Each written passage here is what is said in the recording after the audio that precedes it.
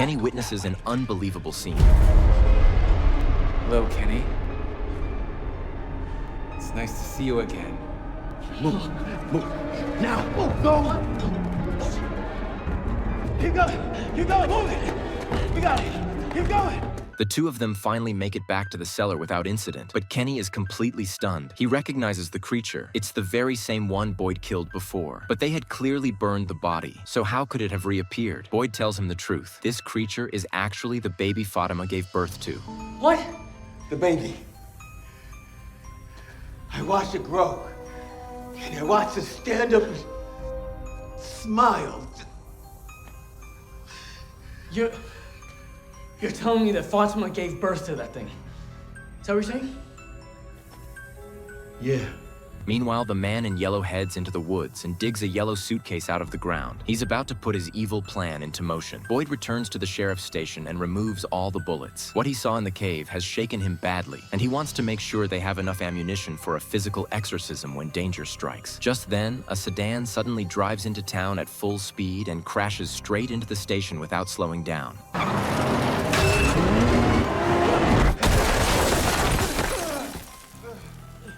Boyd and Kenny rush outside to check, and the townspeople quickly gather around. They find that the driver is unconscious, but his pulse is strong, so his life doesn't appear to be in immediate danger. In the passenger seat sits a young girl, terrified. Is he okay? Is my dad okay? Is my daddy okay? Don't move. Is my dad okay? Don't move your neck. Okay. Don't move your neck. Okay. Tabitha does her best to calm her down and learns that her name is Sophia. With the combined efforts of Tabitha and Boyd, they manage to rescue her from the car. Sophia has only minor injuries, but her father is in much worse condition. Boyd calls for an ambulance, preparing to send the man to the clinic for treatment. Sophia then begins to explain how she and her father ended up in the town.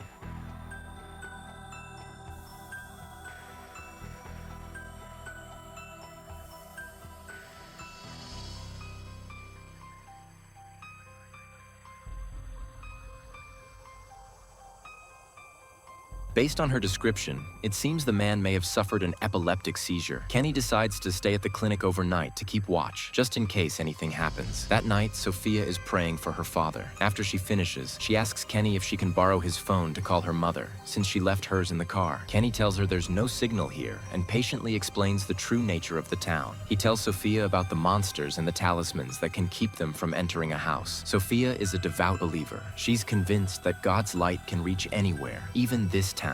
As she speaks, she takes Kenny's hand and prays with him. Kenny finds himself deeply drawn to this kind and beautiful girl. After the prayer, Sophia asks to spend some time alone with her father. Kenny doesn't object and thoughtfully leaves the room to give them privacy. Sophia sits by her father's bedside for a while, then steps outside and notices Kenny has fallen asleep. She quietly returns to her father's side, removes her glasses and sets them on the table, then places her right hand on his chest, as if performing some kind of ritual.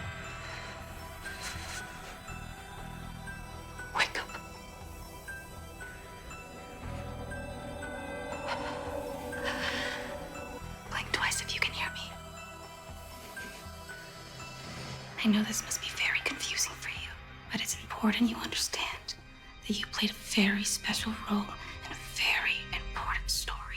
The scene cuts back to when the man's car was blocked by a fallen tree. At that time, he was actually alone in the vehicle. You see, I couldn't come to them as I was. And inside the yellow suitcase, the man in yellow dug up earlier was a set of women's clothing, along with shoes and glasses. Once he took off his own clothes, he began to transform.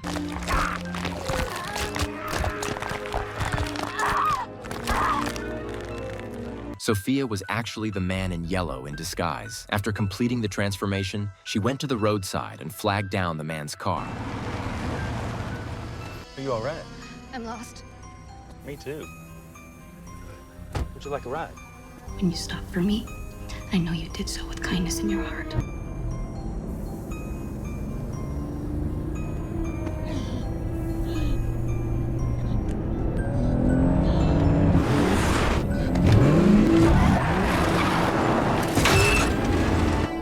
You must be so afraid.